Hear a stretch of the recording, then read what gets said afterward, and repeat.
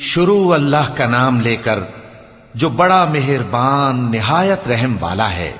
ایک طلب کرنے والے نے عذاب طلب کیا جو نازل ہو کر رہے گا، یعنی کافروں پر، اور کوئی اس کو ٹال نہ سکے گا، جو بلندیوں والے اللہ کی طرف سے نازل ہوگا، جس کی طرف روح القدس اور دوسرے فرشتے چڑھتے ہیں، اس روز نازل ہوگا جس کا طول 50,000 برس ہوگا۔ تو تم کافروں کی باتوں کو حوصلے کے ساتھ برداشت کرتے رہو۔ لوگ اس دن کو دور سمجھتے ہیں، جبکہ ہماری نظر میں وہ قریب ہے۔ جس دن آسمان ایسا ہو جائے گا جیسے پگھلا ہوا تانبا، اور پہاڑ ایسے جیسے رنگین اون، اور کوئی دوست کسی دوست کو نہ پوچھے گا، حالانکہ ایک دوسرے کو سامنے دیکھ رہے ہوں گے۔ اس روز گناہگار چاہے گا کہ کسی طرح اس دن کے عذاب کے بدلے میں سب کچھ دے دے، یعنی اپنے بیٹے اور اپنی بیوی اور اپنے بھائی اور اپنا خاندان جس میں وہ رہتا تھا، اور جتنے آدمی زمین پر ہیں، غرض سب کو دے ڈالے، پھر اپنے آپ کو عذاب سے چھڑا لے۔ لیکن ایسا ہرگز نہیں ہوگا۔ وہ بھڑکتی ہوئی آگ ہے، کھال ادھیڑ کر کلیجہ نکال لینے والی۔ وہ ان لوگوں کو اپنی طرف بلائے گی جنہوں نے دین حق سے اعراض کیا اور منہ پھیر لیا، اور مال جمع کیا، پھر سینت سینت کر رکھا۔ کچھ شک نہیں کہ انسان کم حوصلہ پیدا ہوا ہے۔ جب اسے تکلیف پہنچتی ہے تو گھبرا اٹھتا ہے، اور جب ملتا ہے اس کو مال تو بخیل بن جاتا ہے۔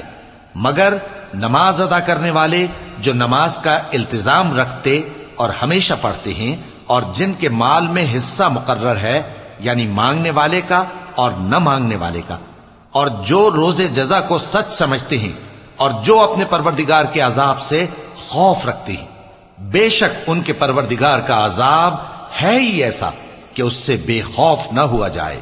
اور جو اپنی شرمگاہوں کی حفاظت کرتے ہیں مگر اپنی بیویوں یا باندیوں سے کہ ان کے پاس جانے میں انہیں کچھ ملامت نہیں، اور جو لوگ ان کے سوا اور طریقے ڈھونڈیں تو وہ حد سے نکل جانے والے ہیں، اور جو اپنی امانتوں اور اپنے عہد و پیمان کا پاس کرتے ہیں، اور جو اپنی گواہیوں پر قائم رہتے ہیں، اور جو اپنی نماز کی پابندی کرتے ہیں، یہی لوگ جنتوں میں عزت و اکرام سے ہوں گے۔ تو اے نبی، ان کافروں کو کیا ہوا ہے کہ تمہاری طرف دوڑے چلے آتے ہیں، دائیں اور بائیں سے گروہ گروہ ہو کر جمع ہوتے جاتے ہیں؟ کیا ان میں سے ہر شخص یہ امید رکھتا ہے کہ نعمت کے باغ میں داخل کیا جائے گا؟ ہرگز نہیں۔ ہم نے ان کو اس چیز سے پیدا کیا ہے جسے یہ جانتے ہیں۔ پس مشرقوں اور مغربوں کے مالک کی قسم کہ ہم طاقت رکھتے ہیں، یعنی اس بات پر کہ ان سے بہتر لوگ بدل لائیں، اور ہم عاجز نہیں ہیں۔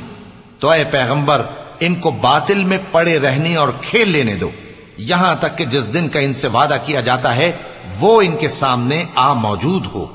اس دن یہ قبروں سے نکل کر اس طرح دوڑیں گے جیسے کسی مقابلے کے نشان کی طرف دوڑے جا رہی ہوں۔ ان کی آنکھیں جھک رہی ہوں گی اور ذلت ان پر چھا رہی ہوگی۔ یہی وہ دن ہے جس کا ان سے وعدہ کیا جاتا تھا۔